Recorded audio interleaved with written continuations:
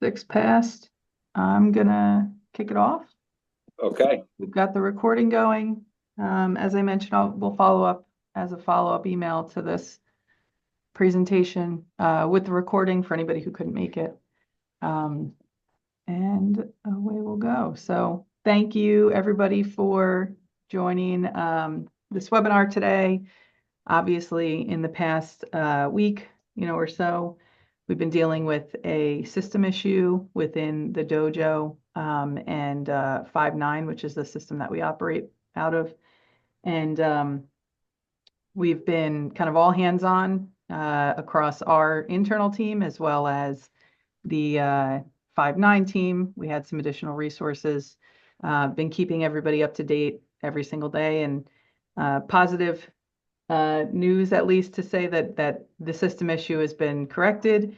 And so what we wanted to do is take everybody through kind of everything that we had been through, the resolution, and then some other additional dojo items as we move forward to go further into the season. So Jeannie, yeah, thank you. So today's agenda, the things that we're going to talk about here really are about the issues that we've identified, how we proceeded and gathered the information to kind of fix the issues, the customer journey and what is expected to happen, and how that all functions.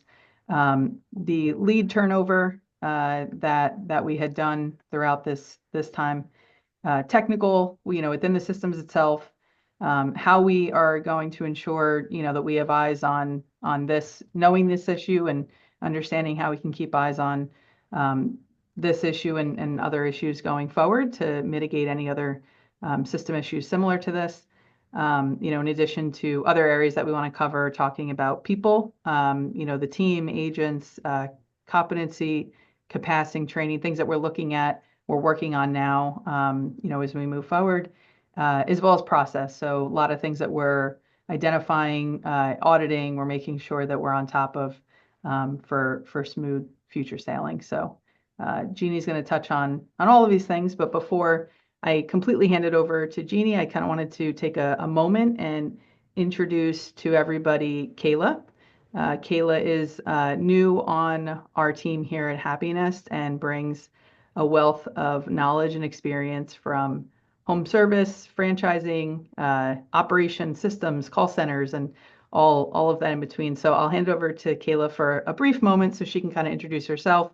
Kayla has been involved and jumped hands-on with the team internally for this issue, and also has been working alongside us for the past few months in optimizing the dojo and bringing her experience here. So I'll pass it over to Kayla for a second.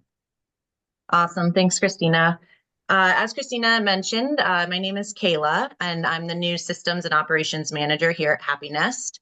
Although I'm new to this role, Christina kind of mentioned, I have been working with Happy Nest in a consulting fashion for actually it's been since September, so it's been quite a few months. I've been working with Jeannie in the dojo, as well as Megan and Chris Stonis over in the jungle for the Elite and Sparkle brand. So really focused on call center operations, getting our systems in line, training, moving into this role. It's a new role for Happy Nest, and I think we're all really excited about it because the goal of this role is really to look at what we're doing across all the brands as it relates to different systems, processes, training, best practices and franchising, all that kind of stuff. And I'm kind of that main point representing the brands as well as the shared services. And bringing in a lot of the experience and expertise that I have from working at other platform brands, and just really making sure that we're being effective, efficient with all the systems and processes that we're doing. So I've been working hand in hand with Jeannie over the last few months, and especially over the last couple of weeks with this lead flow issue. So digging into just capacity, how our systems are functioning, making sure that we're doing everything right. And Christina mentioned we are on a better path. So I'm excited to meet all of you guys, in future conversations and see how I can really help elevate Happy Nest and also pest hunters, mosquito hunters. So nice to meet you all. Awesome. Thanks, Kayla. Appreciate that. So I'll hand it over to Jeannie. Jeannie's going to walk us through the system issue and kind of talk about all the items on the agenda. Um, and yeah, so I'd say if we can, let's hold questions until the end, just so Jeannie can kind of get through these slides, and then we'll address any questions that come up at that point. Okay, sounds good. Thank you, Christina, and official welcome to Kayla, to the team. She's been an incredible resource. We just bounce things off of each other constantly, and really proud and happy to have her working alongside us for Dojo optimization and process. So, welcome, Kayla. All right, so to get into the thick of it, around March 20th or the second week of March, we started to notice an increase in customer calls and complaints regarding related to close rates and lead turnover going through the process. So when we started to look into it, we noticed a pattern, recognized a pattern, and that seemed to be pretty obvious that calls that were contacted for the first attempt call for web forms only were not receiving a second attempt call. And so I just want to talk about that for a second. So, and it's in another slide as well, but I want to clarify a couple of important things. So number one, the calls that were inbound were not affected at all. So calls came in, calls were answered, they were tried to close, and those they were processed as normal. In terms of web forms, we got the web form in. There's a couple of points in the customer journey that I'll talk about. We did attempt to contact them at one time. So we contacted them once, and we'll go through the journey, but they also received text and email. So there was not no contact, but there was just not additional touch points in terms of the calls. So I'll go into that a little bit more in a sec. So when we were seeking to understand this issue, we saw these leads moving from one campaign to the next. So this is the back behind the scenes. So we did see that they were moving from a first attempt into the second attempt and into the third attempt properties. So it was doing what we needed it to do. So it was very hard to understand why it wasn't actually dialing out. We checked all the filters. We checked everything that we could back and forth with 5.9. And, it was almost just like, every day they were trying new things to get this to work. And then finally, we were able to understand the issue. And I'm going to go into that for a second. So just to go real quick back to what I was talking about, the customer journey. So as I mentioned, inbound calls were answered without incident. Web form journey. So some of the calls, some of the points in the web form journey were shortened. So despite not receiving a second and third attempt calls, customers were contacted once by phone, sent 2 emails, and received 2 texts. Okay, so 1 email, one voice call, regular phone call, 2 emails, and 2 texts. So they absolutely were contacted. The leads that were unable to be contacted were promptly turned over to the franchisees as soon as we knew that there was a problem. So this is the cadence of so we were turning over them in batches in terms of, thinking that we were close to a fix, and we just didn't want to hold these leads, longer than we had to. So the decision was made not to, to turn any leads that were not contacted over to the franchisees by updating them in SA5 from status 0 to status 1. Continue to work with the vendor to identify and resolve the problems and the issues. And as the issues persisted, we continued to follow up and move leads over to the franchisees. So what you guys saw, so this was the first batch of leads that were turned over to you. It was a group that we pulled all the data out, people that were still sitting in this LVM1 status, which is our second attempt. So this is after the first attempt. They go into this LVM1 status, which triggers a phone call. It triggers the next phone call. So these we noticed were sitting in here, and they were not moving, right? We saw a big, huge backup in this, and this number should have been going down, and it was not moving. So the first batch was from March 20th to March 27th, where we turned all the leads from status 0 to status 1. The second batch was from March 20th to April 7th. And again, this was, it was done this way to, to not turn over more than we needed to, but basically when we did this project, we pulled the leads up to literally the day before. And then the last batch was April 7th to April 10th. So I know you guys are going to have questions about that we can talk about. So technical fixes and future stability of the system, what they found. So we worked collaboratively with the vendor, with Five9, literally daily, every day. We were completely dedicated to figuring this out. On April 10th, the vendor seemed to finally identify the cause of the problem. And though it seems like a minor thing, we know in terms of coding and programming, one small word can make a difference. And we're not really sure how that happened, but if you look right up in here, there's an or here, and right now it says or, but it said and. And the difference between the and the or, that little tiny word, was what stopped this from happening. It's hard for all of us to fathom that when Five9 was digging through all of these issues and all of these data, that this wasn't caught much sooner, but it was not. They guaranteed me that as soon as they changed this, that things would flow as normal.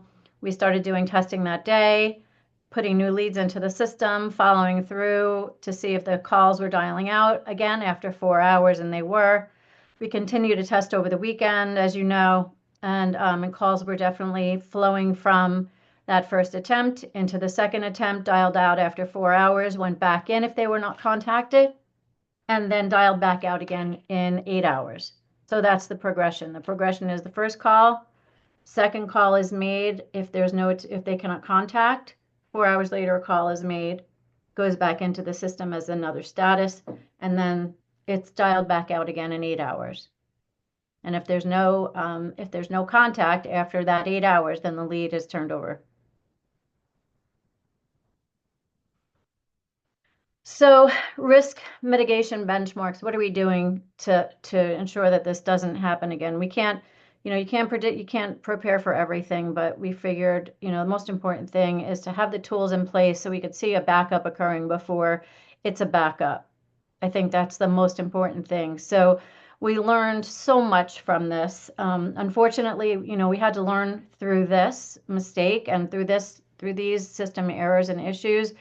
But God, we all really, really learned. We learned, preventative measures. We learned what to look for. We thought we knew how much we knew, but we just continue to learn more and more. So predictive analytics, utilizing analytics to forecast potential issues. So we could really follow this now and watch literally with dashboards and metrics and reports to see exactly what's happening. We pretty much know during the busier months what should be happening based on analytics from last year and following what was working from last year. So we start to see the volume increasing.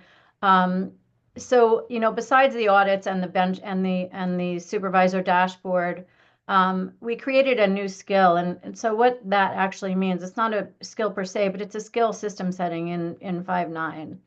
And we created this skill called outbound only. And so if we start to see that inbound calls are being handled, but the volume is super heavy and they got to the first attempt of these calls, but we start to see this volume increasing in the second attempt and third attempt, we're very easily now able to pivot to putting our agents, taking them off of inbound, putting them into outbound, and having them focus on the second and third attempts. So it's going to have to be managed to that detail level, but we do have a nice a broad view, so it's not completely micromanaging, but we can see actually what's happening. Literally, it's a live dashboard, so we could see what's happening minute by minute. So we're setting performance benchmarks, right? So we're deciding how long that these leads should be in these certain statuses, and we're able to review them and to see how long they're staying in there and how long it's taking to move them out, which is helping us really prevent inconsistent service quality, and really to be able to recognize issues before they happen, before they're really a problem. So this is something new that I had them, we worked to create this. So This is just a quick view of, which is really what we needed to see. And if you're live in the dashboard, right, you could simply click on any of these, and you'd be able to see how many attempts are in each bucket.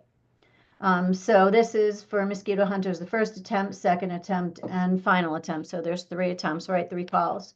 So if you were to look at this in March 20th, you would have seen the second attempt probably up to here and the final attempt probably up to here, right? They were landing in these buckets and they were not moving. So they were progressing from first attempt to second attempt. They were stalled in here and then they were stalled in here.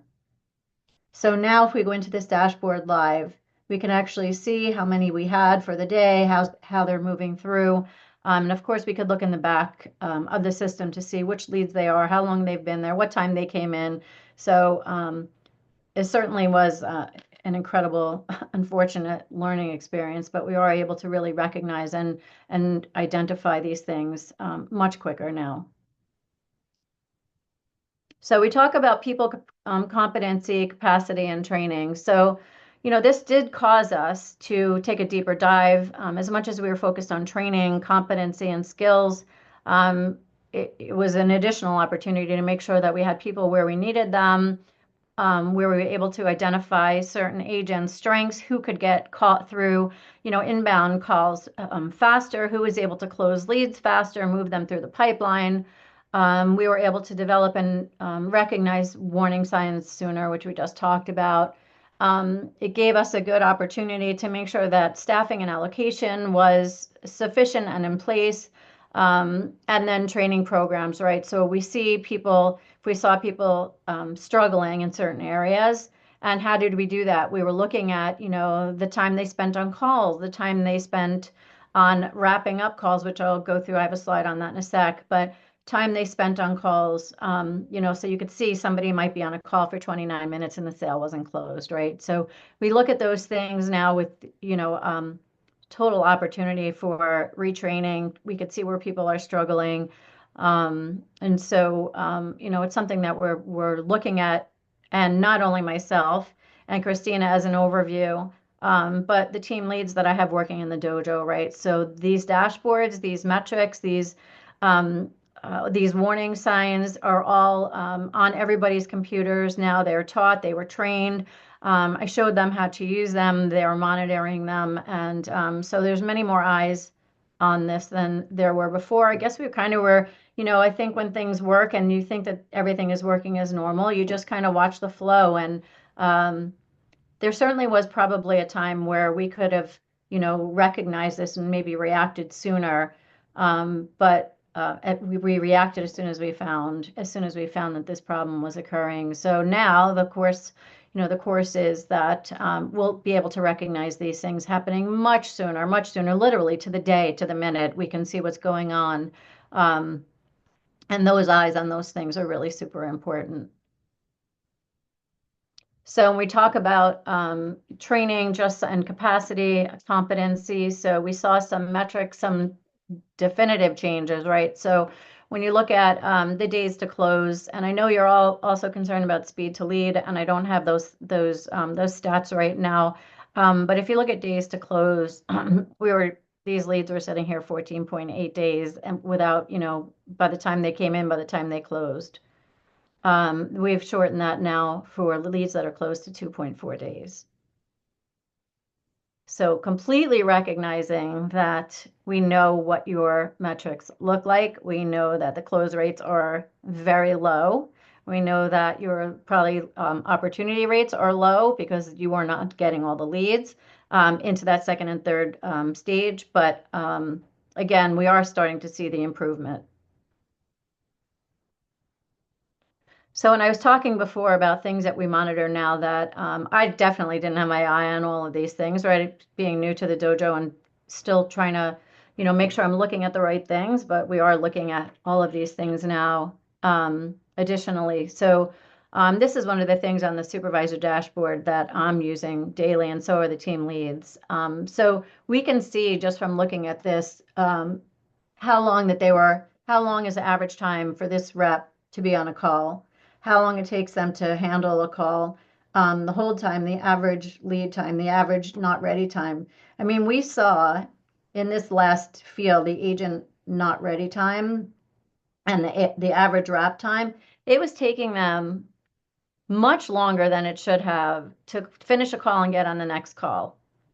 Why? Probably because, I can't say. Maybe it was, for sure we know that we've done some system changes and some process changes so they understand training better to be able to turn these calls over more quickly. So there were system improvements, but there were also process improvements, right? Why were they struggling so long between finishing up a call and starting the next call? So it forced us to kind of look at the process in all of these things that are happening afterwards, how they're sending quotes to the customer, where they're saving the quotes, how many times they're texting you guys in terms of information being sent out to you in terms of, text and contact notifications and SA5.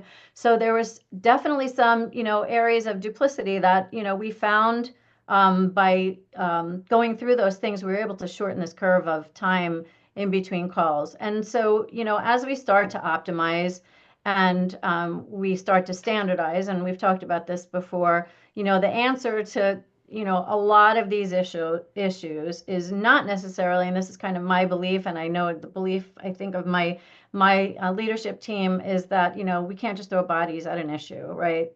The answer is going to be through optimization, standardization, becoming more efficient to do more with less, and that's kind of what we talked about on my last call. When we talked about looking to standardize and optimize. So I hope that this year this time next year, maybe we have the same amount of agents, but maybe we're able to get through a lot more quickly and a lot more efficiently. So that's the goal. So when we talk about, other things that we did, so we reviewed all of the campaigns. So what does that mean? So in 5.9, all of the campaigns, behind the scenes in their back end of their system, all the campaigns have filters and they all have actions. And so we saw some campaigns that were outdated. Like anytime you see things in a system that don't need to be there and they're not clean, always creates area for me, in my opinion, creates areas of opportunity for errors, right? So we did a deep cleaning of things that we saw in data. Data cleanup is, to me, really important, and to the team, right? So we did a lot of data cleanup, a lot of organization in the back end of the system. This screenshot that you're seeing here is this new skill that we created when we talked about skills and creating skills for agents only. This is an outbound only skill. So when we look at this skill, we're able to actually enroll agents in this outbound only skill. So what that means is when they're in that skill, they're not going to get any other inbound calls, right? They're not going to get texts, they're not going to get emails, they're not going to get anything else. They're just going to focus on getting through the outbound calls that are in that second and third attempt. First, second, and third attempt, actually.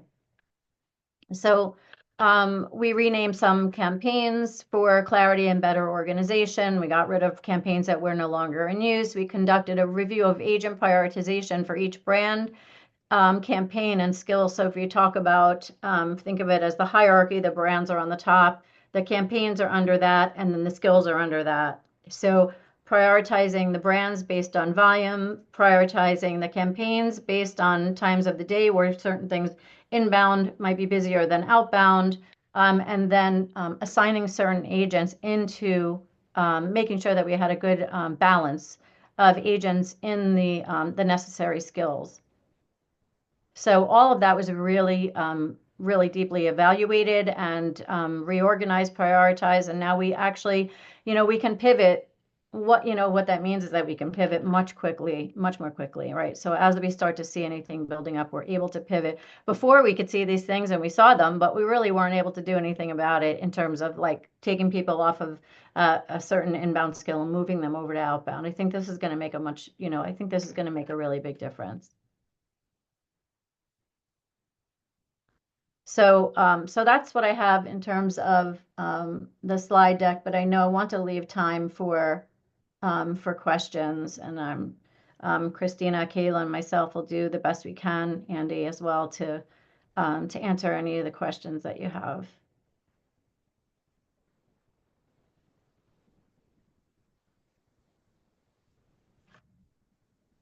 So if you, you guys Jean. want to, yeah, take yourself off mute whenever you want to. Everybody, yeah, this is a great opportunity if you want to speak directly with the people who are running the dojo. Please unmute yourself and ask anything that's on your mind. Yeah, I'd like to also just add too, because I know it wasn't explicitly called out in what Jeannie went through, but one thing that we made sure that we addressed in our prior presentations and conversations, introductions to Jeannie and all of that was how important it was that we were communicative and transparent with everybody. So it was really important that we sent those communications daily. We set expectations properly for when you should hear from us. So I just want to make sure that everybody is kind of in, the same boat on that front. We made sure that, well, of course, this situation is not ideal at all. We don't want to run into system issues and, turnaround times, all of that kind of stuff. We want to be as optimized as possible. But I wanted to make sure that, we said that we were going to be communicative, transparent. I felt like we did that, and I just want to make sure that everybody felt the same. And, if not, I'd love to hear about your view on that as well.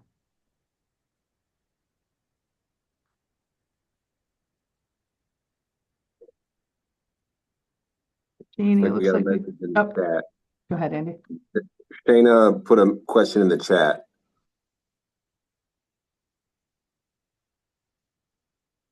We used to receive a text and email for each new lead turned over. It was very helpful to have both forms of communication. Will emails no longer be sent for new leads?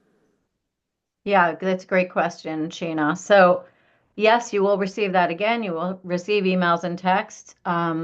That only stopped for this short period because we had to turn leads over to you in bulk, right? So we did a one massive bulk when we had to, we turned them over a little at a time, but then at the end, we grabbed whatever was left and turned them over to you. So in the opportunity, right, to get these to you as quickly as possible. We didn't turn emails and all of that on. But going forward, it's back to the regular process that you'll receive an email when we've contacted a lead, and if there's any notes, you'll see those in the call logs in SA5.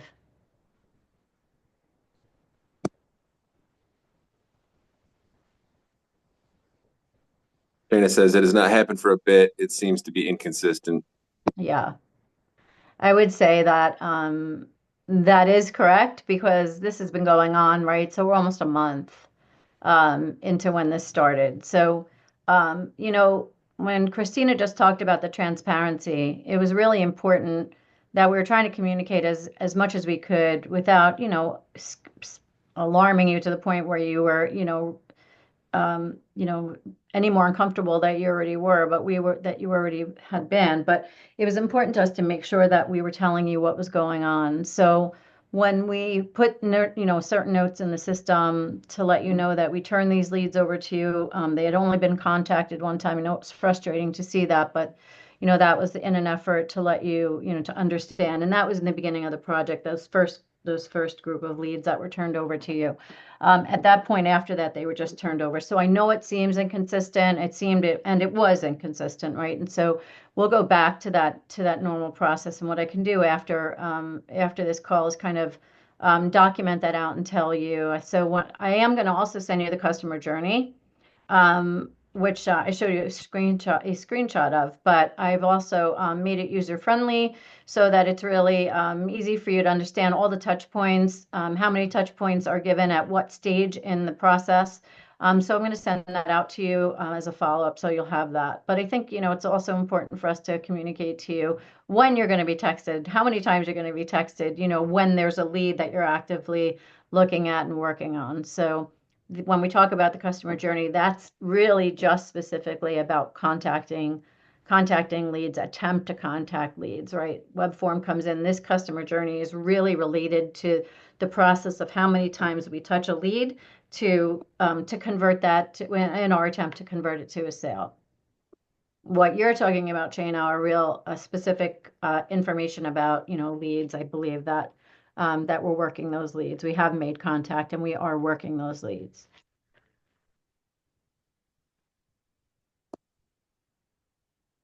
You're welcome. Will you be able to share with us what the text messages actually say that you send out to people? Like the first couple, like you have a template that you're using?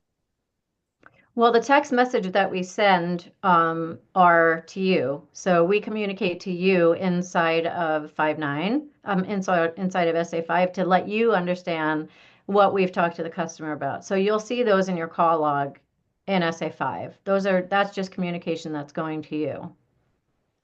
If we send a quote out to the customer via email, you're copied on those quote emails. Is there So anything else that do you guys send like text messages to the customer, like talk back and forth with texting to them at all?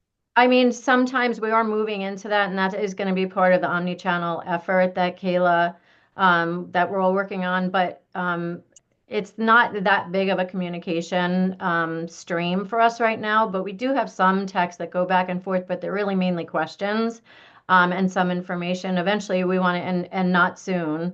From now, we're going to be using that actually as a form of being able to quote and to sell and to communicate. To get to. So Kayla's already enacted all of that omni-channel in the jungle. So we're working together to try to build that out in Dojo as well. So it's another form. We think that if and Kayla could talk to this a little bit as well, but we think with bringing in omni-channel into the system, it's going to lessen the amount of calls that come in. It could probably, and Kayla has some good information. Kayla, if you want to just share that, put you on the spot. But when we were talking about, how many leads they were closing via text, I thought that was just really something cool that you mentioned. If you want to just talk about that for a sec.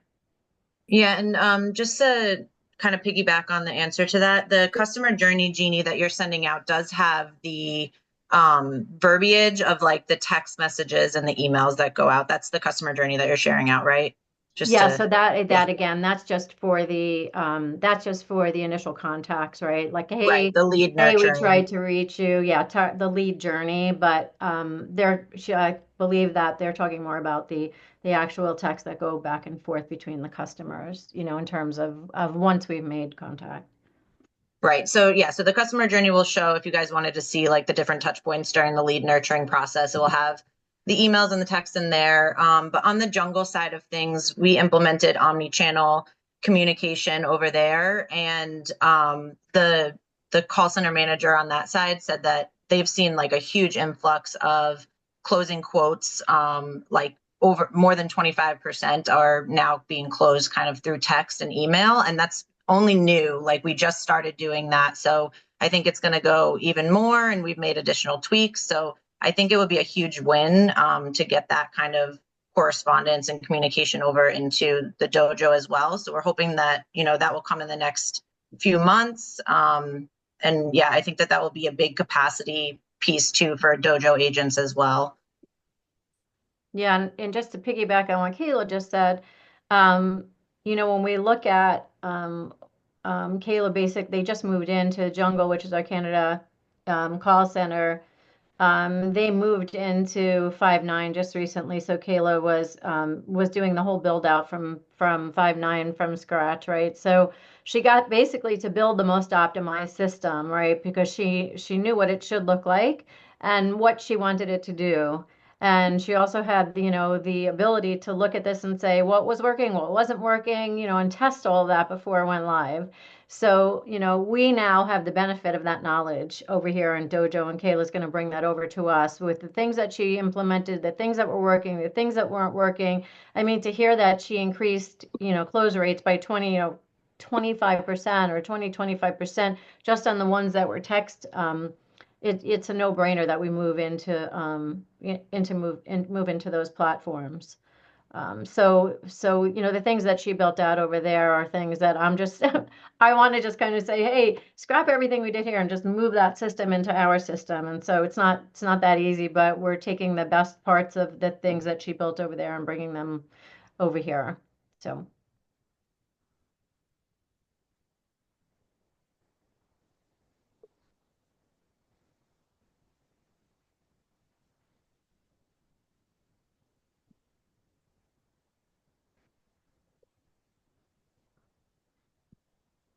So while we've got time, I don't want to miss this opportunity for us to get aligned. It's not every day that we get to communicate.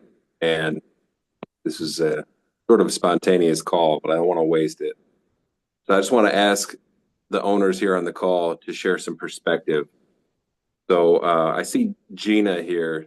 Gina, you put a message in the chat about you've never been copied on an email or quote to a customer. Hoping you could comment a little bit on that, but then also just share your perspective with us. Help us understand. Is there anything that the dojo and we as the franchisor just need to understand better? Anything you're seeing that we're not seeing?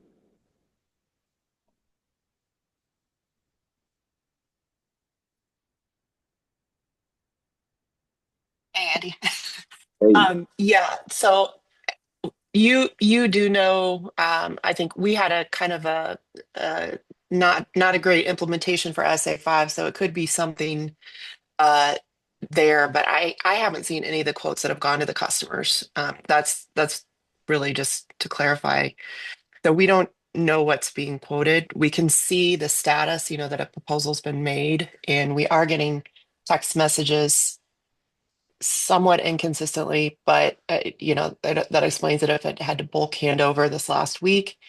I did submit a request and asked if I could be texted when new leads come in, and I was told no, um, as well. So that's my perspective. So we're just constantly watching, as the lead forms come in and really trying to take over the texting communication. We're doing that through our phone system. And that's how we're closing quite a bit of the customers that we're closing. So a few Yeah. things there. So I'll definitely look into the email situation. That should be part of the process. And if it's not, it never was. There's no reason why it can't be, right? I think you should be.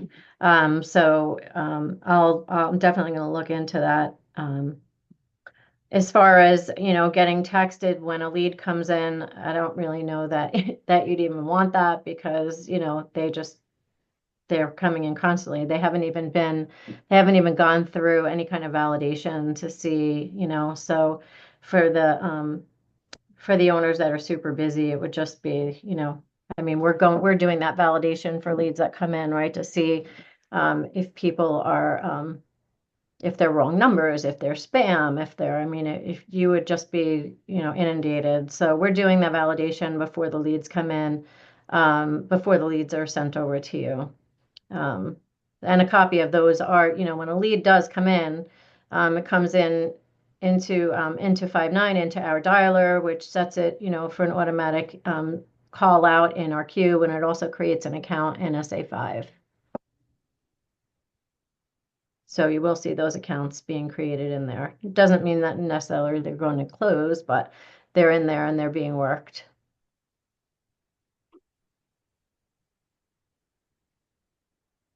And I'm not sure, and maybe I could take this as a takeaway.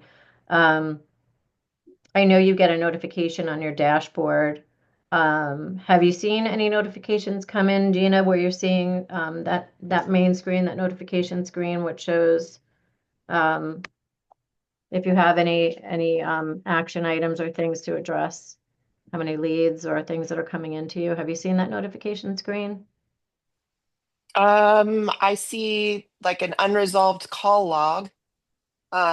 Is that the one that you're talking about or something else? No, it's basically a dashboard for you in SA5. I'll take a look at that and then I'll send you a couple of screenshots with some directions Okay. and Yeah, make sure that'd be that great. make sure you know where that is.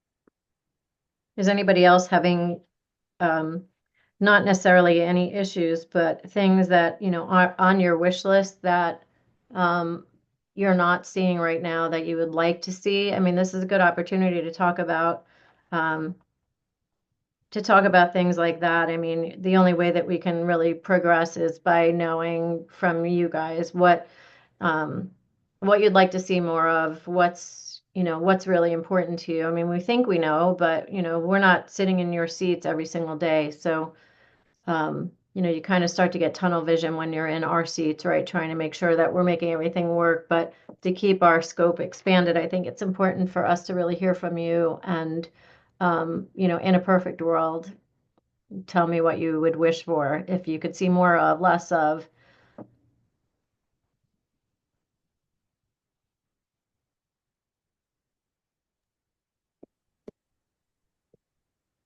Courtney, I would love to hear your perspective.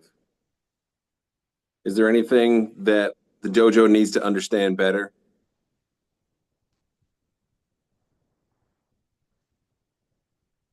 Courtney Goss, that is. Can you hear me? Yeah. Yes. Okay. I'm driving. Yeah, I mean, I've definitely been frustrated. I do feel like there's a lot of inconsistencies, and then specifically there was a customer that was sent over to us. You guys text us, I think, and said you were going to give us this customer because the system issues and like you seemingly hadn't been able to resolve it, so we were going to go ahead and send it to you. And I mean, we lost that customer, So I guess too, I don't understand why it's taking so long. Why it was taking so long to just turn the customers over to us? Why is it done in bulk? Mm-hmm. There's just some gaps there for Yeah. me. So just to address that, so there is, you know, the normal customer journey that we've outlined, all of it happens really within a day. I mean, there's not like, it's not, we make all these attempts and it takes 5 days normally for us to get through the journey, right? So, the first call is made, the second call is made within 4 hours, and then 8 hours, which could in fact go to overnight to the next day. And then the lead's turned over to you if we can't contact within that time. That's what was not happening. Right. So those were the leads that were building up. Those are the leads that never got turned over to you for us to say, hey, we attempted all of these touch points. The touch points were not successful. We could not, we left voicemails for this customer, and we could not contact them. Those are leads we could not contact that we turned over to you. So when we turned them over, in the beginning, I wanted to be more communicative than less. So at least for those, there was a message that went to you that said, we did not have additional touch points other than this first touch point.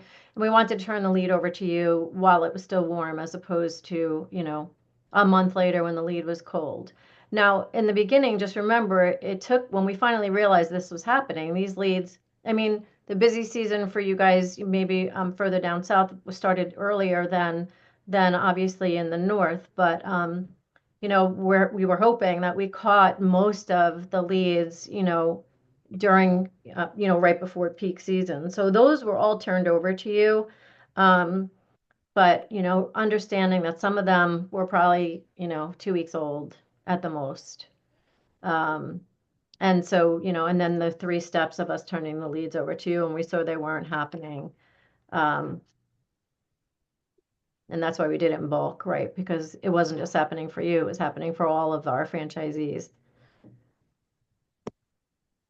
So I'm hoping, Courtney, that you see, and you have I'm very committed to this, and I told you guys that from when I first met you, with Christina in this leadership role, with her guidance, Kayla, really focusing on systems and operations and brand standardization. And then, my systems and operational experience in running these kinds of teams. And we are really a dedicated team. And it's hard for us to say how much experience we have, and you're not really seeing it. You're not seeing it. But, I'm telling you that you're going to see it. And I hope sooner than later. I hope that you start to feel these changes happening sooner than later.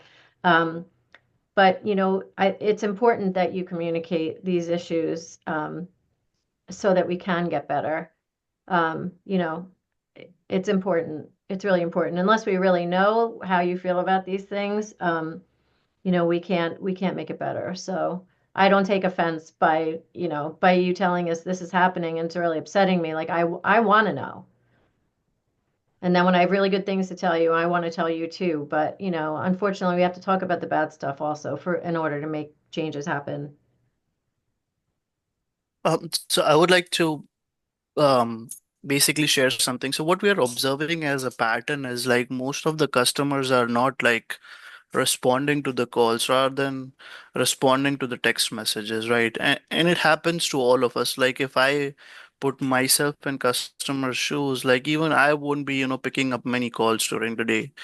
So I think that's probably what might be happening. So, maybe, and I don't know because I mean we are still evolving into this. So maybe we need like a different technique into place that first time the customer calls, you're picking it up. That's great. But if you're, I think, not able to close it, then maybe have not having customer repeatedly call instead of I think you have to turn over the lead to the franchisees because then we can basically communicate with them via text message and has a better chance of closing them. Um, I think that just a pattern that we have observed. It could be right, it could be wrong, but that's just my 2 cents out there. Yeah. Well, Fancy, that makes sense. And if you think about inbound calls, right? They're calling us, so it kind of follows a different journey. So when you talk about inbound calls, they're calling us and they're asking for information. That's why it really doesn't follow the same journey as the leads.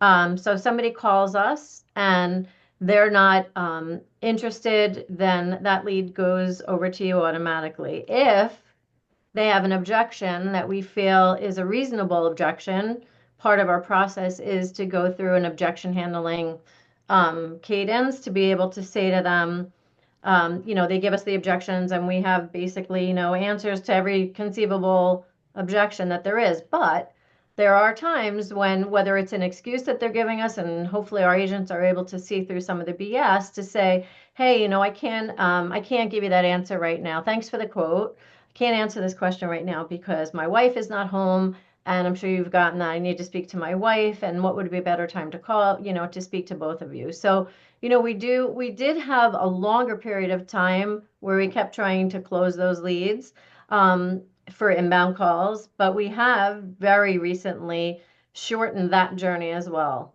right? So I think we had, like 3 additional touch points for leads that were quoted. And we very recently changed that to 1 additional attempt.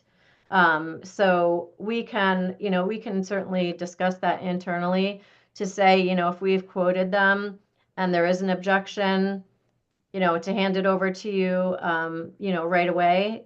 Or if we want to work that lead, if we're going to work that lead, based on, hey, call me back in 3 hours. The ones that we know, hey, I'm really busy right now. Thanks for the quote. The price looks great. I'm just running to the grocery store to pick my kids up. Can you call me back in an hour? Those are the ones that, right, we feel like they have a better chance of closing. But the ones that are kind of like, yeah, my wife's not home. Thanks for the quote. I think, there comes, there's also, a sense of intuition, right? As a salesperson, what you think is an excuse or an objection, and what's, so my direction to the team has been, listen, if you think that there's a reasonable, and I mean reasonable attempt at closing this lead and you're holding on to it because, you made an agreement, you're going to call them back in 2 hours. If you feel that based on your conversations that you're having with that customer, then by all means call them back in 2 hours. If you do not feel that there's a reasonable likelihood that you're going to close this lead because you think that the objections were just, excuses, turn them over. So, that's part of teaching them more of sales technique and intuition. But as a process, we've shortened that, right? To say leads need to be turned over to franchisees more quickly. So that's process, Nancy. So that's something else that's an additional training opportunity for me to talk to the team about. And I will. Josh, I think you were next. Let Carrie go next. I'll go after her. Okay. I just wanted to know if there's a way someone can explore and possibly when leads come into the dojo, that they also come to us. Maybe not every owner can answer those leads, so we still have the support of the dojo, but just the ability that if we can answer it faster than somebody there can, is that a possibility? Like to just loop us in with the dojo. I don't know if that makes sense, but Hey, Carrie, I'll take that one, Jeannie. So, Carrie, we've had some internal discussion on routing handling in the system, whereby, and I can't make any promises because it's a technical, feat within the system itself. But we've had some conversations around could, a ring or two go first to the franchisee if they can't answer it or they don't answer it or just simply don't want to because, they'd rather the dojo take their calls. It gets diverted to the dojo.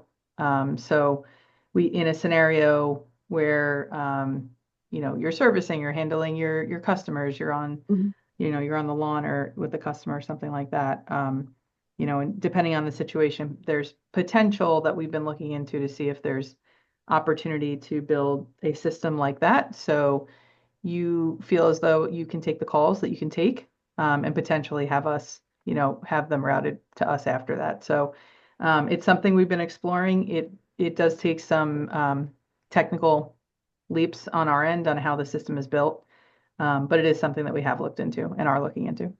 Now I understand the call like coming in specifically might not be the easiest thing, but like the lead forms that come in, because those are the ones that I see sitting. Like when they're calling you guys, you're almost always answering it. But if it's a web form coming in, those are the ones that I see sit for hours and hours and hours before somebody gets to them.